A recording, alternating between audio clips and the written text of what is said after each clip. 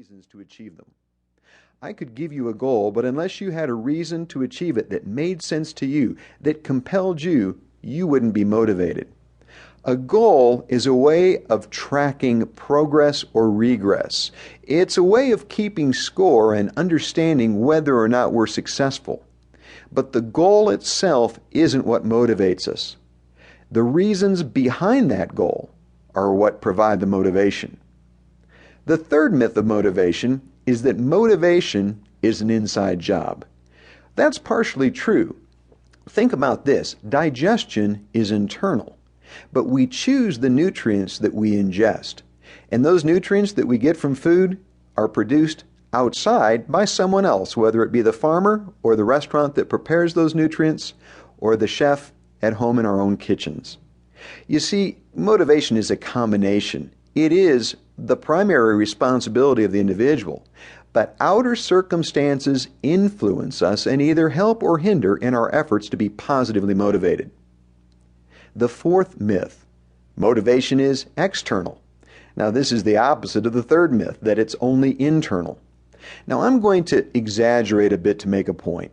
If I decided to rob a bank and I pointed a gun at the teller, if he or she gave me all the money, would they be internally or externally motivated? Now I know that's a silly illustration, but it makes a far more important point, and that is that an external environment affects how easy it is for us to do what needs to be done. I believe the key to positive motivation is to create an environment where it's easy to do the right things, and we can do that for both ourselves and for others. The fifth myth of motivation is that motivation is a feeling. Of course, it's incomplete if that feeling doesn't lead to action. One of the great secrets of positive motivation is that we can often override and change our feelings when necessary by behaving ourselves into feeling differently. I can tell you from personal experience that I rarely feel like exercising, but once I've begun the routine, before I know it, I feel better and better about what I'm doing. We can often behave ourselves into different feelings. We don't have to be feeling dependent to be positively motivated. And finally, the sixth myth of motivation is that motivation is an action. Well, action is caused by motivation, and motivation is evidenced by action. But as I said earlier, the motives that we have are the fuel that enable us to choose the best behaviors.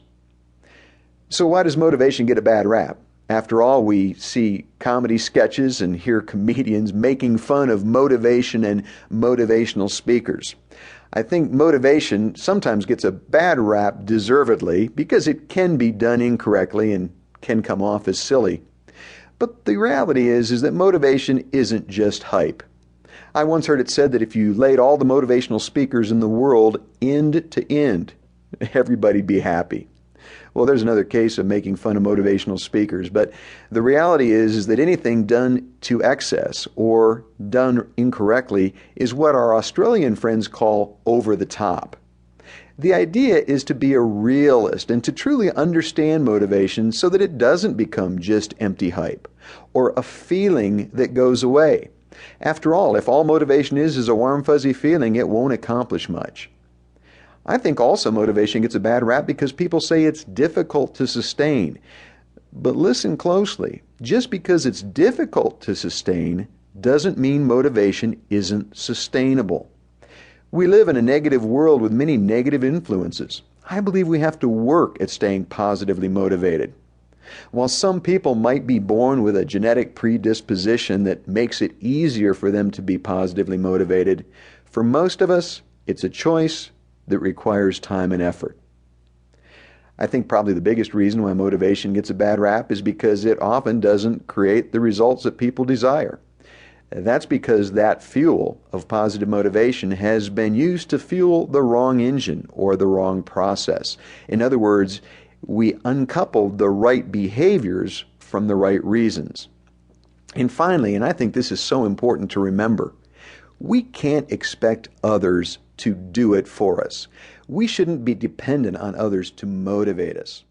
One of the most important concepts of mastering positive motivation